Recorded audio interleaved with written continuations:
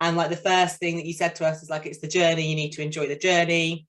And I'm coming to the end. I've got 3 months left and I've hit my target. I've earned over 100,000 from my business, not just my job. And obviously, so I've earned over the 100 now between my multiple sources of income. Fabulous. And that's really good. And Welcome to Her Money Club Stories. We do not talk about budgets, retirement, or the hustle and grind here. We talk about money, time, and energy freedom. We are here to reimagine our relationship with money, to collaborate and celebrate other women who are doing the same. Have you ever wondered what it would be like to explore your passions and monetize your skills and talents and what lights you up? Can you even make money and a living that kind of life? You can. Her Money Club allows you to explore all of the possibilities to create the time, money, and joy your heart desires deep down. Tune in as we guide you in reimagining your relationship with money. Is like, what prompted you to stop working so many hours? And here's why I'm asking this is when we met, you were working a ton of hours and you were like pretty happy. I wouldn't say you were unhappy. Like you probably felt burnt out, but like maybe there wasn't a whole lot of acknowledgement around it because you just felt like that's how it had to be, right? So like what was like really the turning point? That's actually is quite an easy question and something that we kind of we chatted about a couple of days ago when we caught up. It all comes back to that kind of self-worth piece. I think I was happy. I was like a big fish in a little pond in like my corporate job. I had a big circle of influence. Therefore, that gave me validation. People would stand up and listen and take my opinion and would ask and invite me to meetings for my thoughts and being a projector, obviously having like an invitation, that's like fabulous. And then like in my personal life, again, like loads of friends would come and ask for advice and support and guidance, whether it's like business stuff, relationship stuff, sex stuff, whatever. I'm always happy to talk about anything. So I was always that bubbly friend at the cocktail bar, making the cocktails, giving out life advice, loving life, enjoying it. Also, I guess I thought. And then when we started working together and then you're asking those kind of really like, well, why are you doing that? Like, what are you getting out of working 90-hour weeks? And deciding to spin up a business, why working out 90-hour weeks, why being in chronic pain, why telling me that you can't go to the gym because you're too tired, blah blah blah. And I think then where I've got to, where like I'm now in that place where I want to start getting into the gym and really working on my strengths, is because I've started working through that self-worth stuff. So yeah, I guess it's challenging my self-worth. I didn't have my own value. I didn't feel valued. So I felt like I always had to contribute financially to relationships. So I ended up going to an IVA because I spent too much money, wasn't setting boundaries there, was putting too much effort into work, too much effort into my business because I wasn't valued. If that kind of makes sense. Yeah, it was like transition. It was like asking yourself this new, because I want to dissect this, asking yourself this new question of like, how do I feel valuable to the world around me? What am I thinking is my value?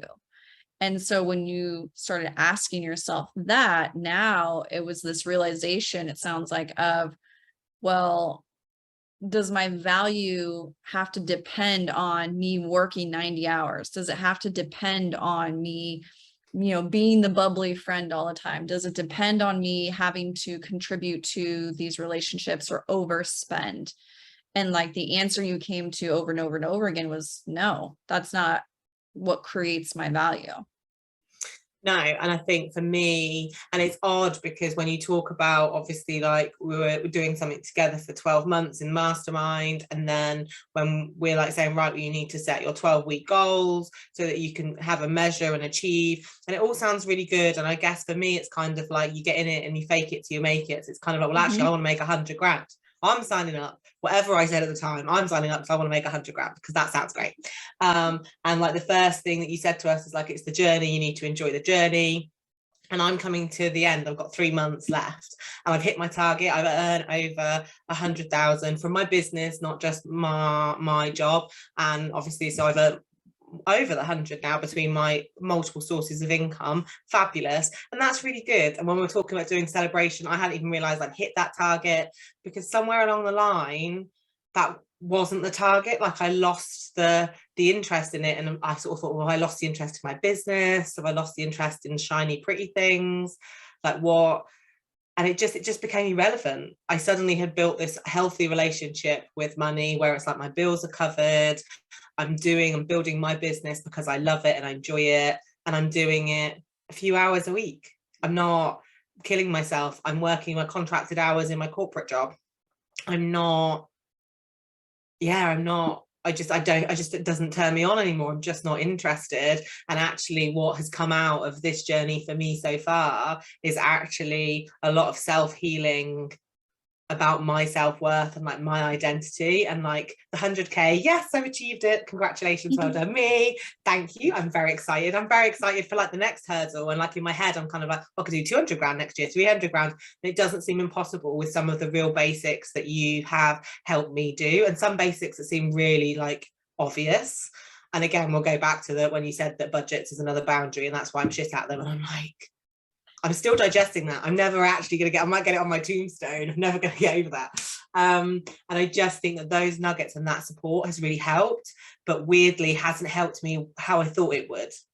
Yes, I've made the money, which I guess is kind of, the idea, but actually I'm now really excited and scared, like we said earlier, like about now doing my next bit of my journey and really focusing on putting myself as a priority and really focusing on my health and my physical fitness and ability.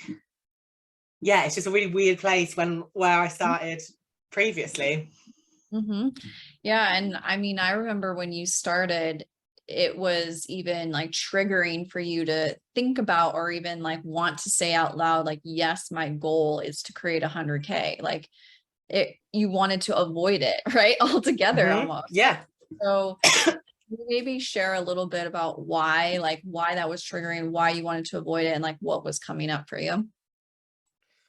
Yeah, I think, and again, it seems, I feel like I'm repeating myself, but it's all, I guess, linked to that self-worth, and having like severe dyslexia and all of this other like negative stuff about myself where I wasn't capable of doing that. And actually that kind of almost imposter syndrome, that's kind of, how did I get into a, global IT role in a finance company? Like, must have just, I mean, I have got big boobs, but I'm telling you, my boss is all female, and so I don't think that's benefited me anyway. But then it's like, and you start almost unpicking yourself in that way, going, well, is it because they like me because actually I'm a funny person? Is it because they want to have sex with me? Because it can't possibly be the fact that I'm good at my job.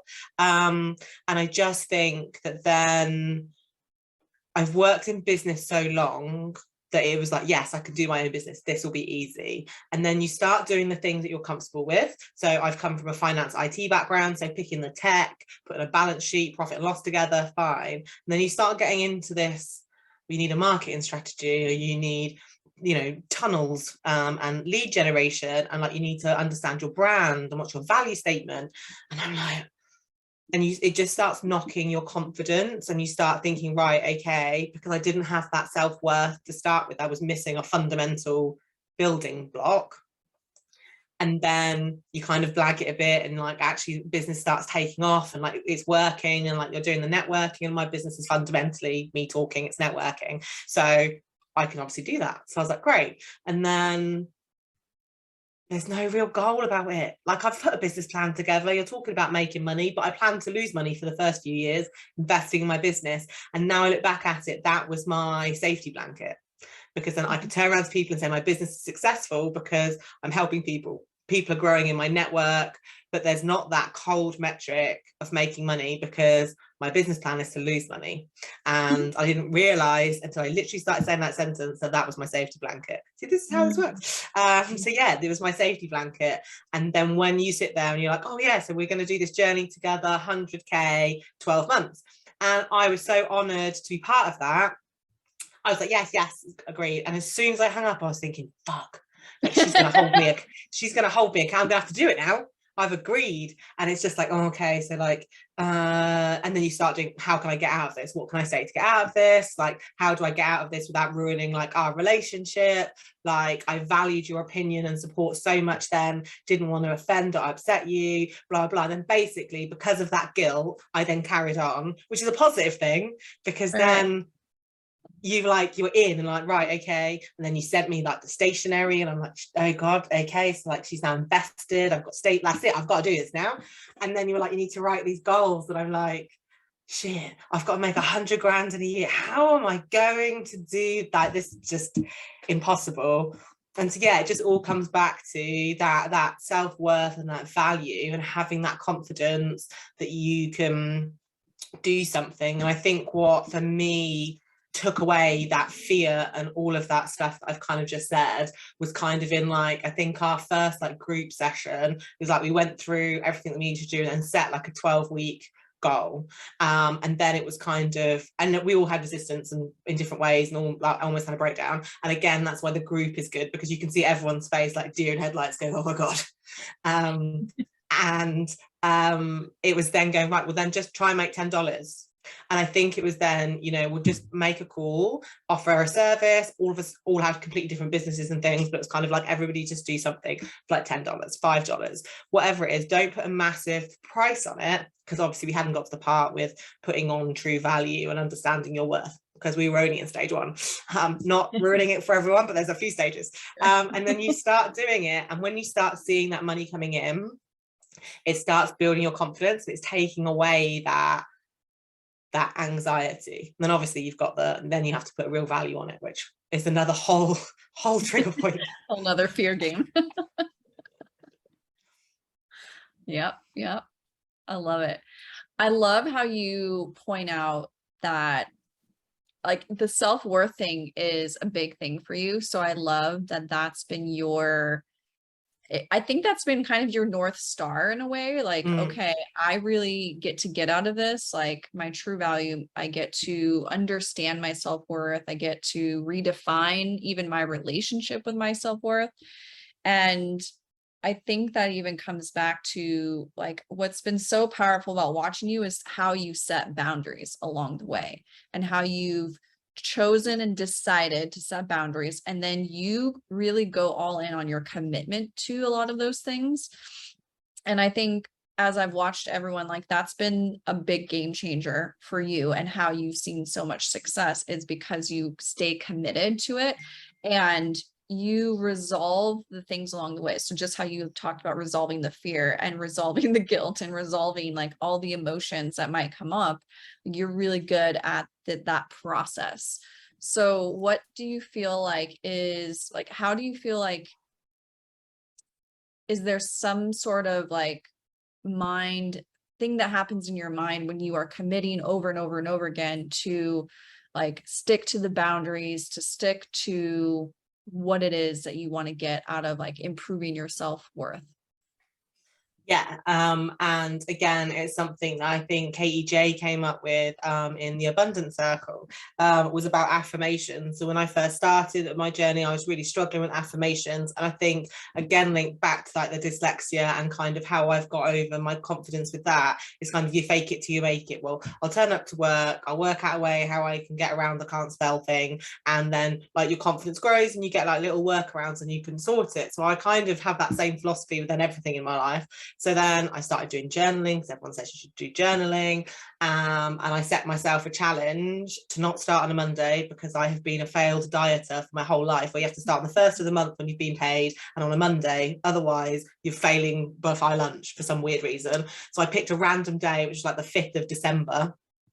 It was like a Wednesday or something. I started journaling and I was like, I'm going to do this. I'm getting up at 7 every day and I'm going to journal, including Christmas Day. And I thought for me, there was loads of triggers. I picked a really hard month because obviously you're going to be drinking, you're going to be binging, and not want to get up at 7 o'clock in the morning.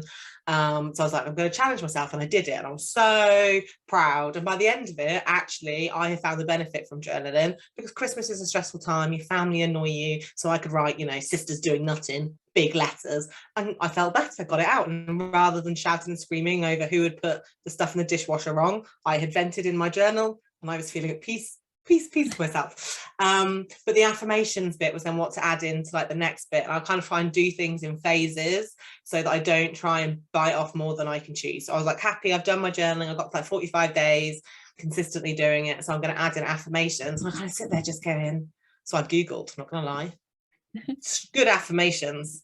And I was like, right. So then I wrote them down and I was like, okay. And then I just felt like I was just writing down rubbish and things I'm grateful for. And like, I was really like, am I grateful or am I thankful? Or like people say, I'm grateful for my car. I'm like, I'm not grateful for my car because I'm in a privileged situation. It's a car, it's there. I'm not honestly in my heart grateful for it. And then I realized that there was obviously something there. So journaled, and that is my solution to everything. Just journal, and you can write down whatever you want. And if it's so bad, like a murder confession or something, you can burn it, and that's very therapeutic. So no one's ever going to read it. It's not, don't be scared to write something down is like definitely my advice. Write it down. I've definitely like burnt things, especially when I've written things about like mine and Dave's relationship or relationships with close friends or someone's pissed me off, and I've kind of really unfiltered wanted to write down quite probably mean things, but it made me feel better, and then I burn it so that no one will ever find it, no one's feelings ever hurt. I've got rid of all of that and then can actually turn around and go, okay, what is this saying about me? So I'm not actually angry at this person, I'm angry at myself. I'm upset because I've let them go through a boundary, I hadn't set a boundary, I hadn't realized. And so it brings up all that self like work again, I suppose. So yeah, for me the mindset thing is, I guess, put in a small thing, see what your big goal is, what you want to do. So I want to have a really good healthy morning routine, and I've just put it into little bitey bits. Started with journaling, then went on to affirmations, really struggled, and I went out to people in my community and asked for help from a great group of support to go, and then I started doing my affirmations and for what I was grateful for, and I stopped faking it because suddenly it made sense. And like now every morning I am grateful for things, and sometimes I just say it, I don't even write it down now all the time. And I now am at a point where I don't journal every day because it's not what works for me. But I check in with myself every day. Every morning I get up, I'm doing my breath work for my health. And while I'm doing my breath work, I am saying, I'm grateful for this. I'm grateful that I got up this morning. I'm grateful that I'm in a situation where I can do this breath work. I'm grateful for my dog. I'm grateful for my house. I'm grateful that I can go and get food. I could have got, multiple options for breakfast. And when I started this journey, I never would have been grateful for what I would have seen as such things that you just expect to have. But now I'm at a part where I realize that my expectation and the reality for not for everybody isn't the same. And actually that I need to really sit in gratitude and know that my education, my wealth, my abundance, my energy, my strengths, all of those things are things that I need to be grateful for, because not everybody has those. And actually some of them have been earned, some of them are genetic, some of them are whatever, but I should be grateful for all of them and really sit in that gratitude. And it just really changed my mindset, because I was then, and I'm now grateful for my car, because I'm driving around in a £40,000 car that I get through my job, and I don't have to pay £40,000 for it. I am abundant. And when I don't want a car anymore, I can get rid of the car, and I don't have, it's no loss to me, sort of thing. So yeah, I guess that was a really long answer. I'm not sure if that was articulate enough. Yeah, no, it's perfect. And what's really powerful about the fake it till you make it part, like there's always controversy about fake it till you make it, but I'm a firm believer in fake it till you make it for a lot of things, because I think to what you just described is you were able to discover and create the confidence and the resiliency that was required to get to all of these desired outcomes, because you just kind of put your big girl pants on and was like, all right, I'm just going to fake it till I figure it out. Right. And you're figuring it out. And that's the process. Right. So you made a decision to figure it out. Then you decide to commit to that decision every single day, morning in, morning out, and journal and do the things. And it doesn't have to be complicated. I think that's the other important part about this. You weren't overthinking it. You were just showing up to it. And showing up's 80% of the freaking battle in most things. And so the minute you start showing up consistently over and over and over again, then you discover, and what like comes out of the realness is, you know, what really is something to uncover, whether that's, oh, you know, I'm mad at all these other people. I'm blaming all these other people for all these things, but what am I really mad at? Oh, I'm mad at myself. I'm mad that I didn't set boundaries. I'm upset that I didn't do this. And so once we can get to the roots of that, that is where the growth edge is. That's where we can improve how our life experience gets to look in all forms, whether it's with money, with time, with relationships, and really our relationship with ourselves. So I'm curious to know, like, how would you define self-worth now that you've been through all of this? A journey, I think, and what we've said since the day that we met is that all of this is a journey, and I've made so much progress and I'm so proud of myself, but I'm now in this point where I can say, and I had this point a few times in my life, so I was 16 and I thought that I knew everything about sex. And let me tell you, I did not. And I got to about 18, 19, and I was sitting on this wall smoking with a couple of girlfriends in the village, as you do out in rural Oxfordshire. And we were talking about our sexual relationships that we were in at the time. And I was like, I didn't know at 16 what I was doing, but like now I'm like sex goddess. I know what I'm doing. I know everything. I am now 36 and I know fuck all about fuck all. Absolutely got no idea. And I'm just taking one day at a time and trying to blag my way through it. And I think that that is where I am with my self-worth. I have made 1,000% improvement, and I know that it's a journey. And I think then when we're talking about setting goals for like my fitness, again, I've got that anxiety, I've got that guilt, I've got a partner that's going to hold me accountable, an accountable partner, which obviously is a lot of what coaching is. So I'm now so excited to do the next bit of my journey, and I'm so worth and valued to be able to do that, and 100% should be making myself a priority and my fitness a priority. But there's still loads of those other negative feelings that are coming up about it now. And so I will go through the process, and you just start the process at the beginning and then you crack on, you go through it. And I think now I've got the confidence, I know the process works.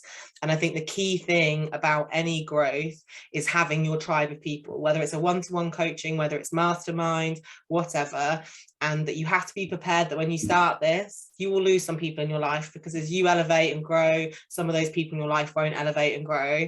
That doesn't diminish the relationship that you had with them. Reason, season, or a lifetime, people in your life for different reasons. And I find it really odd looking back at my journey, how close and bonded I feel to people that I've never met, that are like over the internet, because we're all on this journey together. So yeah, I'm in a really good place. I'm really happy and I really love myself.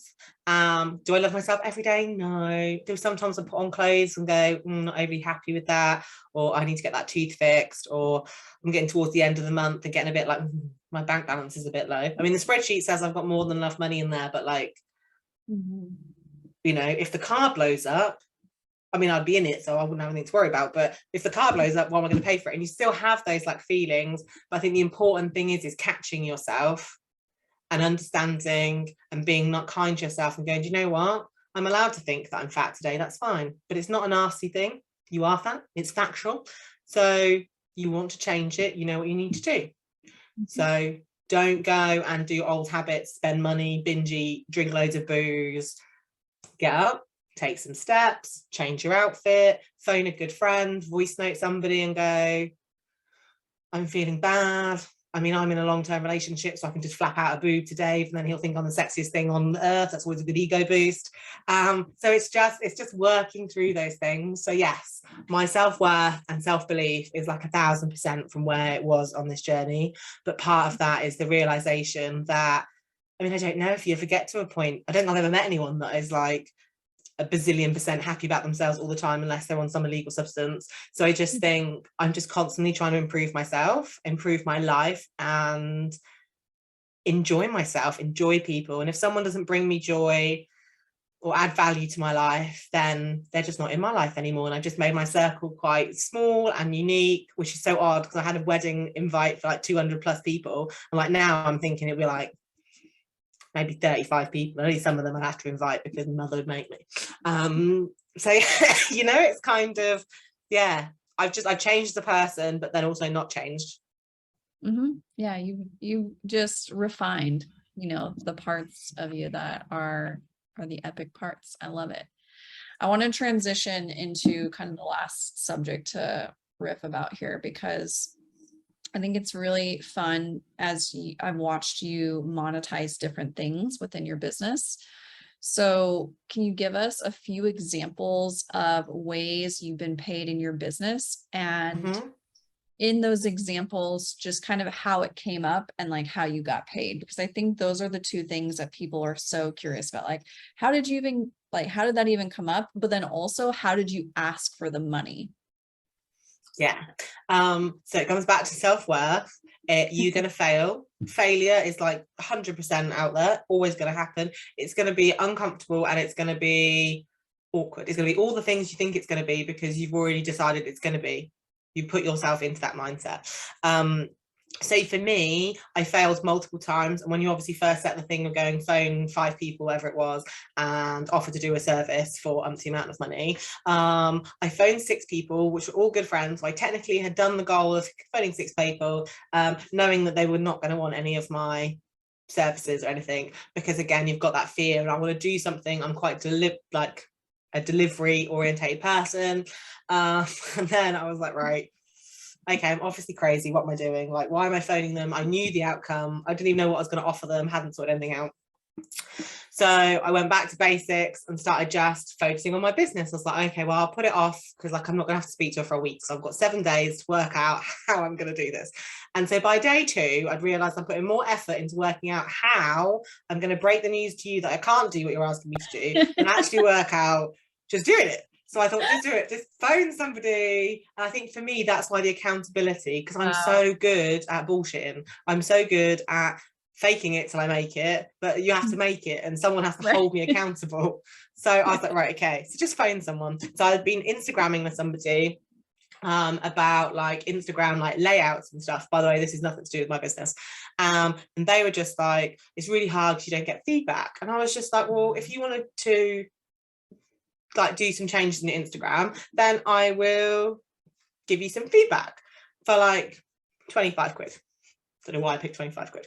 And then they were just like, oh, okay, it's fine. And so then me being me went above and beyond, had like a 3-page Word document. I put screenshots in there going with feedback, all these big words to say like what was good, like how I felt about it, like my emotion about it. And then they were just like, wow, that's like £25. And so then they obviously asked a couple of other friends, and then they said, and I was like, no, I've charged 25 quid. I can't really increase my fees, which obviously I can, but at the time hadn't got to that stage. Right. So I gave my opinion. And basically I came to the conclusion that I talk loads, I'm really overly opinionated, and actually I can just charge for my opinion. So my business is a wellbeing business. It's building a brand. It's a legacy brand that is going to change the world. How I'm going to do that, who knows? Not even worried about that. And I'm basically building this network of fabulous people who are empowered, who want to help other people. And so that's great. And then basically, as I'm doing that and networking and chatting, I meet people, and then I just start talking and finding out what they need and what they need support. So I have affiliate agreements. So I share stuff on social media, and then people will click and buy the people's products, and then I get a percentage of that. If people are doing like a website launch, and they want someone to do some testing or more like the IT stuff that I kind of do in my day job. So some testing, so we call it user acceptance testing. Basically, you go on, push loads of buttons, make sure button does what said button should do. Then I charge for that and kind of worked out hourly rate. So depending on what I was doing, I do like an hourly rate or I do a one-off package. People would be wanting to put like online summits and stuff together. And there's actually a lot of admin that has to go into that, but also like a lot of strategies where you're going to save all of the email addresses and stuff, your mailing list. So you're going to pick a CRM tool. So then like I put a template together for some people so that it's kind of like what you'd like your requirements, as we call it. So what do you want the tool to do? And then how much are you willing to pay? So, you know, like a CRM tool for all of us guys, you could probably use a spreadsheet, and there are lots of free tools out there that you can just load a spreadsheet into once you're ready. You've got more than like, you know, 5 people on your mailing list kind of thing. But if you're IBM or Dyson, you know, you're going to need a full, you know, dynamic yeah, full all going. So yeah, so then I charge for that. So basically it's kind of my opinion I charge for, and then affiliate agreements. And then yeah, eventually I'll be doing like face-to-face events and summits again, and kind of networking events, and then I'll charge ticket prices for those. So yeah, I think that's our affiliate agreements, just my opinion about things, and then just advice. I think and again, why I said that I could never be a coach. And I was thinking it was this week I said how Rochelle sits there and listens to us waffle on with our rubbish, and then has to let us process it all, then bring us back on track and ask the same question in 5 different ways, because she knows where we need to get to the answer, but it's a process, you have to get there. I can't do that. I'm not patient. I just want to scream at people and go, oh my God, this is the answer. How can you not see this? So for me, it's just people come to me with a problem, or they're talking about something, and I say, do you want help, advice, would you like support? And then, I might give them a free bit. And then when my idea is obviously so ingenious for free, then they'll be like, oh, but I need to know how to implement it. How do you do this? And I can either refer them to somebody in my network and take a referral fee, or I can help and say, right, well, this project or this amount of work is going to be needed, so I'm going to charge you X amount an hour or a fixed rate. And that's how I make money. Yeah, it's beautiful. And it's so organic to just how you be in the world, which is fabulous. Like, it aligns with human design, it aligns with your gene keys, it aligns with and not that anyone needs to have all this information, but it's like you are really tuning into how can I be of value, right? In these different ways. And you're just showing up, asking curious questions, and having these, what could seem to be hard conversations, but they're just real conversations that, people are choosing to avoid most of the time because they're harder. And so you're having them and then adding value and then getting compensated. Like, it's really that simple. And so, kind of to your point early on, like, one of the first challenges was to go talk to 5 people, see how you can help them. Like, if everyone just did that, they would make loads of money, right? But we avoid doing these hard things. And so we never actually start doing those things, like monetizing different ways in which our skills can be valuable to other people. So I love all of that for you. And I think it's really understanding that, again, it comes back to, and for me, it's self-worth. Other people be different things, but it's coming back to, you're not angry at that person, or you can't have that conversation because there's anything with them. Like, everything is you. So it's kind of like, why could you not? And again, it's kind of that, for me, what I found really interesting is it's then, right, so I don't want to be a failure. I don't want to come back to the group and be like, I haven't done it, because I'm confident, I'm on the phone all the time, like, this should be easy for me. And I cheated and made the phone calls to all the wrong people. But then it's that kind of accountability part for me going, well, how are you now going to explain, 1, that you haven't done it, 2, that you tried to sneakily do something not to do it, and 3, why you've even done that? Like, you're going to sound like a loony person. And I think it's just then sitting yourself and going, who am I trying to please here? Why am I so desperate not to let you down? Why am I so desperate not to let these other people down that I've just met? Like, why is your opinion or their opinion of me more valued than my own opinion of myself? Because I know that I'm doing this bullshit. And again, it just gives you those points to sit there and then journal and think about it and go, right, okay, external gratification again is what I'm looking for, not my internal please that I can do it. And then, yeah, when I then realized by looking at my bank balance, I'd hit my 134,000 or whatever, and you're kind of like, oh, so I hit that 3 months ago, didn't actually realize, because it just became so non-important anymore, that actually stop worrying about money, stop focusing on the money, focus on being happy, focus on growing as a person, building my relationship with Dave, working on my communication. And actually now the money's just kind of not like rolling in, it's not like turning up without any work, but it just comes in. It just, I post on social media. I hadn't been on social media, so I've been so poorly for 3 weeks. I put a little video up to go, oh, I'm still alive, blah, blah, blah. I had loads of people message back going, glad that you're okay, blah, blah, blah. And 4 people messaged from that message after they'd said, I hope you're okay, blah, blah. I messaged back. And again, I think for me, something I try and do is remember snippets about people's lives. So I always go back and go, how's your dog, children, where are you living in the world, whatever. And then I had 4 messages out of those 20 messages, then come back from that going, oh, like, we really need your thoughts on this, we need that. I haven't done anything. I've been on social media for a month, I haven't done anything, but the relationship that I've built previously now means that people are coming to me and starting that hard conversation. So yeah, it does come. It just comes with time, and weirdly doesn't come when you're trying to do it. You need to work on you, basically. You're broken, you need to fix you. When you fix you, or fixing you, I wouldn't say that I'm fixed all of a sudden, but when you're fixing you, then suddenly other stuff, it's not so difficult, because actually you're not your own worst enemy and are stopping yourself. Yeah.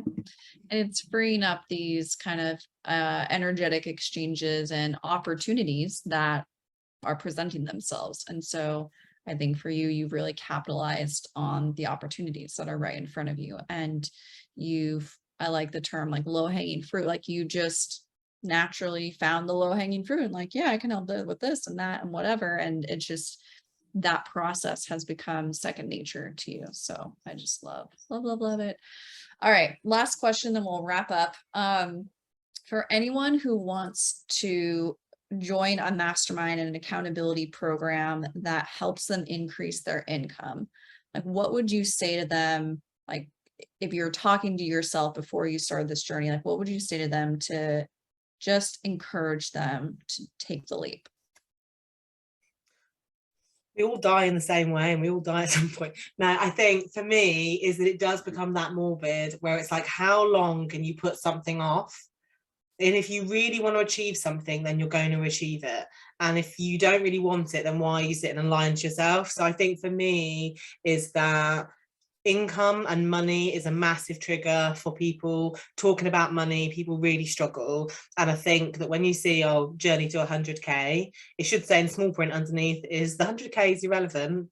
It's the journey that's important, but obviously it doesn't have quite the same ring to it. But to me, the journey to 100k is exactly that. It is achievable, and it is achievable for everybody who's willing to put the work in. And I think that having a container gives you that support. And all of the things I've said are true. You are going to feel guilty. You are going to be scared. You are going to think, crap, I've now got to speak to Rochelle, whoever's in our group, and go, I haven't done. And there are some weeks that all of us have turned up and not done the thing that we needed to do because life gets in the way and things happen. And I think that that's why the community in the group is so important, because it gives you not only the accountability, but it's not accountability like you're going to get told off at school. It's accountability of going, okay, so if you have failed to do that thing, failure is perfectly acceptable. It means nothing about you. It is showing nothing about your plan or your process. Let's talk through it together and work out what happened. You know, kids get sick, dogs get sick, COVID happened, like shit just happens, and that's perfectly fine. So yes, I think if you're listening to this or you're following Rochelle's stuff and you're going, should I, shouldn't I, then you already know that you should. If you're already asking that question, if you're just following it because you like to get free tips, that's fine, perfect. That's why we all, and again, that's an important bit of the network that we're all building, is we give free stuff because people aren't ready necessarily to do this journey. That's fine. Enjoy the free content, have a good laugh at our silly reels, brilliant. But if you're thinking, I want to earn more money, I want to have independence, I want to have a healthy mindset with money, then sign up. Join, be in a safe environment with people who can help you achieve not just 100k, but changing your life, which sounds all fluffy, I know, but changing your life. And then as an outcome of that, you earn 100k, 200k, 300k, like, you know, the money does become semi-irrelevant because you get to this point where you know what you need to earn to have the life that you want. And for part of me is I'm really enjoying my business right now. I'm really enjoying the money. That's great. And I'm now doing this fitness part of my journey. In 12 months' time, if I want to shut my business down and go, do you know, actually, I'm going to semi-retire. I'm going to go work in Waitrose or Tesco's, McDonald's, whatever. Like, it's just, you know, that's what I want to do. Slow pace of life. I can do that. And what I've learned is that doesn't have any value. That doesn't have any negative against me. Working in McDonald's doesn't give me any more value, any less value than working in Waitrose, Tesco's, the company that I work for. If I was the global head of Microsoft, each of those things don't have any value to me anymore. Like, me as a person, job titles, money, that doesn't add to who I am. I'm just fucking fabulous with or without those things. And that's what I've learned. And to me, that's worth more than priceless. 100K. Yeah, it's priceless. So yeah, if you're thinking about joining, then join. Jump in both feet, and I promise you will not be disappointed. Will you end up with where you think you were going to end up? Probably not, but that's because you're limited at the moment with what you're thinking, where actually when you go through this journey, suddenly your mind is open. And I think Michelle's really, we started talking and you had a house and a life and normal things, and then you were like, I'm packing my life into suitcases and I'm going traveling. I'm like, okay. But that's not necessarily where you thought you would have been 18 months before you traveled. But again, because you're on your own journey, you were like, I want to live out of a suitcase for some unknown reason. I don't know that that's what I wanted, but yeah. That's probably not the part I agreed to. It was more of like, okay, go see an adventure, all these different places. Yeah, I want that. A side part is like fucking having to live out of 2 suitcases. I don't care. And I think that it's just, and that is what's good, because you might come out of this journey and travel the world. You might run a business. You might decide to go back into a corporate business. You might decide to adopt 50 cats. Who knows? And it doesn't matter. There's no judgment. And I just think if you're thinking that now is the time to make a change, then make a change. Do it, jump in both feet and see where you end up. Yeah, fabulous. Thank you so much, Bex. Thank you so much. I appreciate you. Thank you. Now I appreciate you, and we'll see where we were in the next 12 months. Exactly. Let's do it.